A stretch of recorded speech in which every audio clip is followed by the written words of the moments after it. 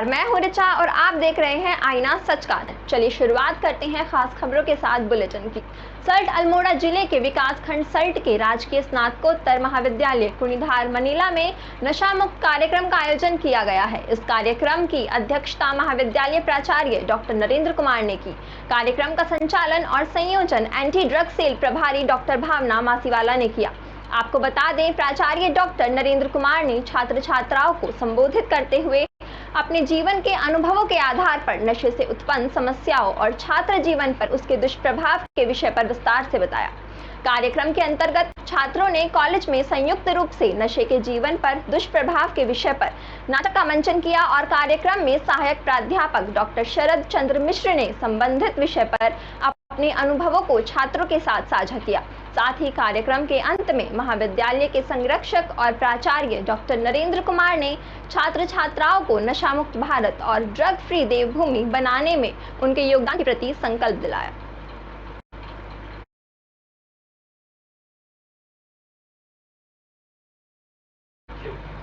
मामला छत्तीसगढ़ के बलरामपुर जिले का है। यहाँ एलईडी वितरण में फर्जी बिलिंग की जांच कराने की मांग की जा रही है।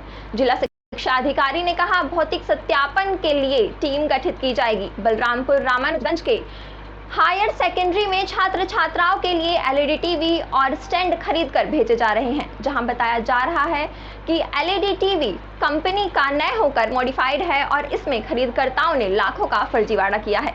जहां 52 इंच के टीवी का मूल्य बिल में 1 लाख से ऊपर दिखाया गया है, जो कि एलजी कंपनी का बताया गया है, परंतु टीवी में कंपनी का लोगो दिखाई नहीं दे रहा।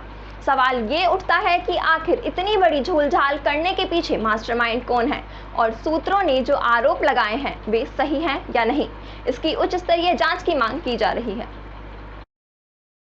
नहीं, वो जो एलईडी सप्लाई हुआ है 14-15 स्कूलों में, वो ई मानक पोर्टल से ऑर्डर हुआ है। सीएसआईडीसी में पंजीकृत फर्म को आदेश दिया गया है और इसके भौतिक सत्यापन के लिए हमने 3 सदस्यीय समिति का गठन भी किया है।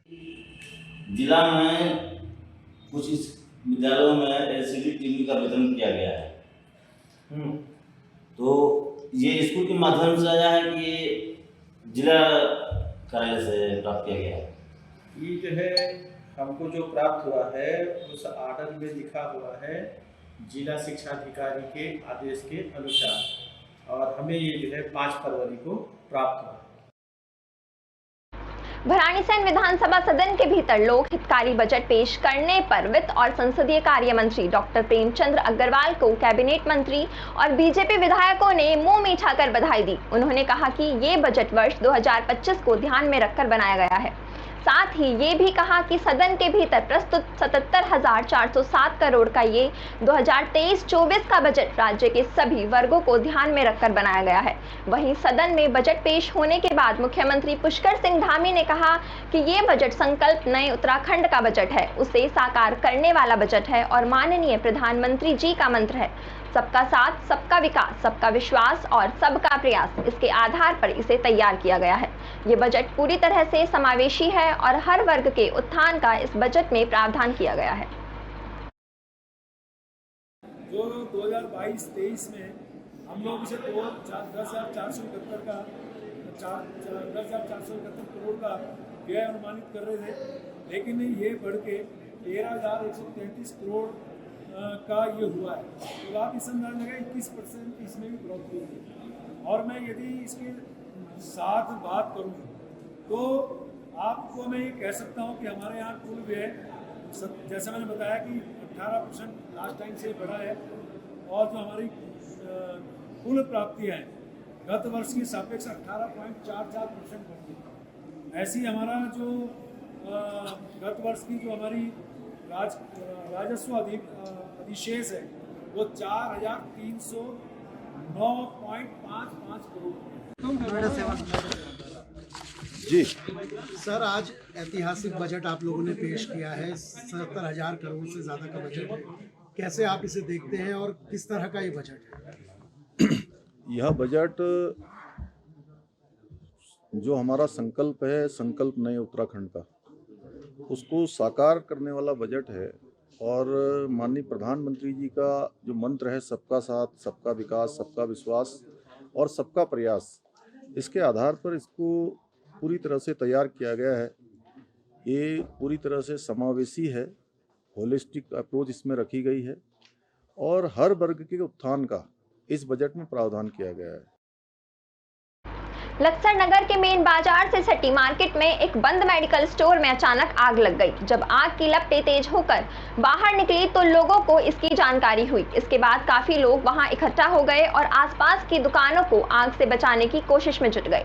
सूचना पर दमकल विभाग की गाड़ी भी मौके पर पहुंची और आग बुझाने लगी, लेकिन इसी दौरान आग ने मेडिकल स्टोर के बगल की कृष्णा टेलीकॉम दुकान और ऊपर बने किताबों के गोदाम और सामने स्थित कृष्णा जनरल स्टोर को भी अपनी चपेट में ले लिया। उधर लक्सर कोतवाली के एसएसआई अंकुर शर्मा और नगर चौकी प्रभारी नीरज रावत भी पुलिस के साथ मौके पर पहुंचे और आग बुझाने में मदद करने लगे।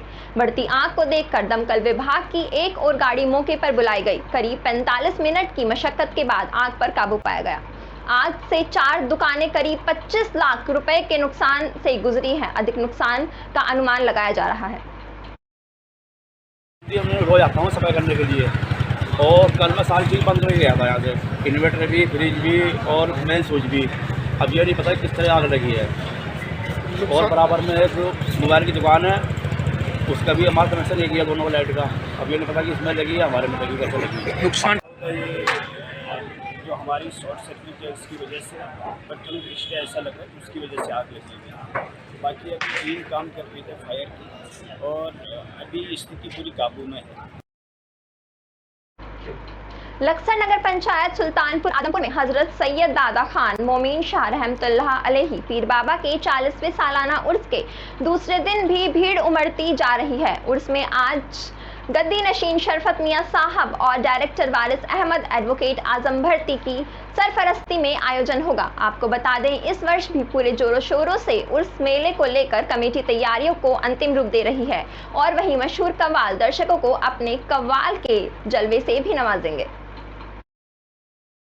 नौजवान साथियों का है, जो कल बीत गया उस पर तो हम नहीं जाना चाहेंगे, लेकिन आने वाला भविष्य सुल्तानपुर के नौजवान साथियों का है। यहाँ की शिक्षा व्यवस्था और जो मेन मुद्दे हैं, जैसे वरीज जी ने भी बताया आपको कि सीसीटीवी कैमरे और यहाँ पे जो चोरी चकारी के मामले आते हैं उनसे देखिए, जो पुरानी बात किसकी क्या मतलब मांगने की कमी रही या सोच की कमी रही, उस पर तो मैं नहीं जाऊंगा, लेकिन आने वाला कल एक चमकता हुआ कल है। बिहार मुजफ्फरपुर से ऐसे रहने वाली मैं कानपुर की हूँ और फिलहाल मैं कानपुर मुजफ्फरपुर से आई हूँ और सुल्तानपुर में आके मुझे बहुत अच्छा लगा। उत्तराखंड सरकार ने विधानसभा सत्र में नकल विरोधी कानून पास कर दिया है। कानून पास करने के समर्थन में लक्सर नगर के बीजेपी कार्यकर्ताओं ने आभार रैली निकाली और उत्तराखंड के मुख्यमंत्री पुष्कर सिंह धामी का आभार व्यक्त किया।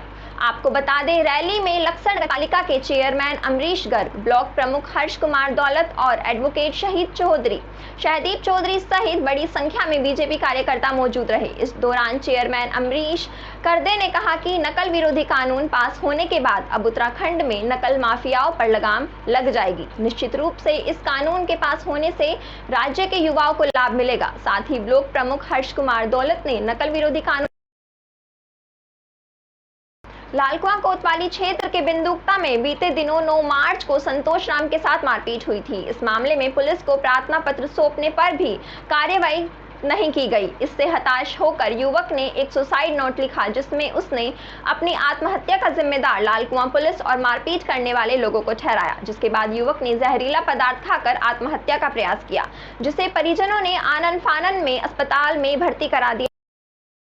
का उपचार चल रहा है। वहीं मामले में कार्रवाई को लेकर परिजनों ने पुलिस क्षेत्राधिकारी से मुलाकात करते हुए दोषियों पर कड़ी कार्रवाई की मांग की है, जिसके बाद सीओ ने कार्रवाई का आश्वासन देकर पूरे मामले को निष्पक्ष जांच कराए जाने के बाद कार्रवाई का भरोसा दिया है।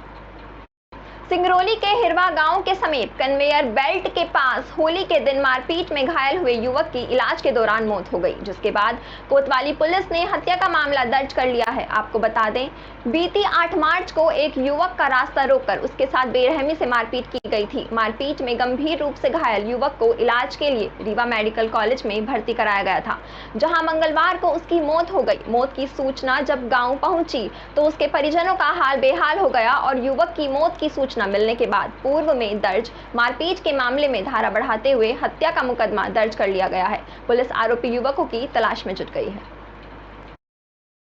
कुछ मारपीट की घटना घटी है, इस तरह का पत्र आया था। पुलिस ने जब तस्दीक की मामले की तो ये पता लगा कि 8 तारीख को ये सुभाष जो मृतक है अपने भाई विकास के साथ में कुछ बाजार जा रहा था, होली का टाइम था, तो कुछ पुरानी रंजिश को लेके 5 लोगों के द्वारा इनको रोका गया, मारपीट की गई, जिसमें से विकास जो पीछे बैठा था वो भाग गया वहाँ से और सुभाष को सिर में चोट लगी थी।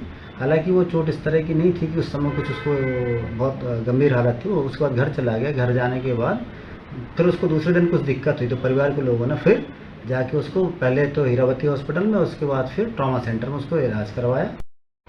खबर मध्य प्रदेश के उमरिया जिले की है, जहां एक तरफ केंद्र की नरेंद्र मोदी सरकार गांव-गांव, घर-घर तक पेयजल मुहैया करवाने के लिए कार्य कर रही है, तो वहीं उमरिया लोक स्वास्थ्य यांत्रिकी विभाग, जिला प्रशासन जल जीवन मिशन योजना को लेकर गंभीरता से दूर दिखाई दे रहा है। कार्यों की गुणवत्ता को लेकर प्रदेश के मुख्यमंत्री शिवराज सिंह चौहान लगातार अपने भाषणों में कहते हैं कि भ्रष्टाचार करने वालों को छोड़ा नहीं जाएगा, निर्माण कार्य गुणवत्ता से करना होगा। लेकिन मुख्यमंत्री के मंसूबों पर लगातार उमरिया जिले का लोक स्वास्थ्य यांत्रिकी विभाग पानी फेरने का कार्य कर रहा है। आपको बता दें कि यहाँ जो पाइपलाइन 1 मीटर गहराई में खोदकर डाली जानी चाहिए थी, उसे ठेकेदार की मनमानी या फिर किसी की शहर से कहीं 1 मीटर तो कहीं आधा मीटर या उससे भी कम की गहराई में खोदा गया है, जिससे भारी वाहन जाने से पाइपलाइन टूट भी सकती है। बीरसिंहपुर पाली ब्लॉक के कई ऐसे गांव में जल जीवन मिशन का काम जारी है, लेकिन कहीं भी इसकी सूचना नहीं दी जा रही है। बताया गया है कि निर्माण कार्यों की पोल न खुल जाए और ग्रामीण तथ्यों को न जान जाए, इसलिए सूचना नहीं दी जा रही है।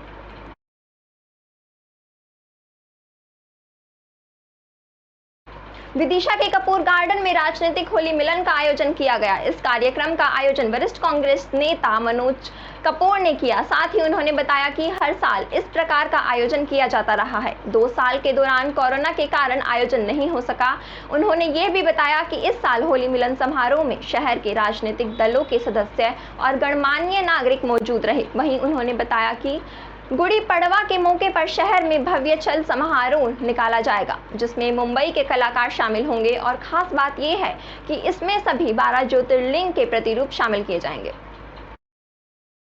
आज जो कार्यक्रम रखा गया है उसकी मेन भूमिका ये है कि महादेवी को संगठन के तत्वाधान में 22 तारीख को विशाल शोभा यात्रा निकालते हैं। हर साल की तरह इस बार 2 साल रह गया था कोरोना काल के चक्कर में, मगर इस बार मनोज भैया, आदरणीय मनोज भैया के द्वारा और हमारे सभी युवा टीमों के द्वारा, विकास भैया हुए, जित्तू भैया और मोहन सिंह भाई साहब के नेतृत्व में बहुत विशाल शोभा यात्रा निकाली जाएगी 22 मार्च को दिन का। आज जो आयोजन रखा गया है, क्या है कार्यक्रम और किस उद्देश्य से रखा गया है? प्रतिवर्ष अनुसार हम होली मिलन समारोह, एक राजनीतिक होली मिलन समारोह रखते हैं, जिसमें सारे शहर के प्रबुद्ध नागरिक, गणमान्य नागरिक, हमारे क्षेत्र के गणमान्य नागरिक सभी इस संकल्प के साथ होली की शुभकामनाएं एक दूसरे को देते हैं कि आपस में भाईचारा बना रहे और विदिशा का विकास हो। इसमें मेरे साथ मुख्य रूप से भाई मोहन सिंह रघुवंशी, भाई विकास तिवारी, जितेंद्र दुबे, भाई शैलेंद्र पटेल, इनका बहुत महत्वपूर्ण भूमिका रहती है।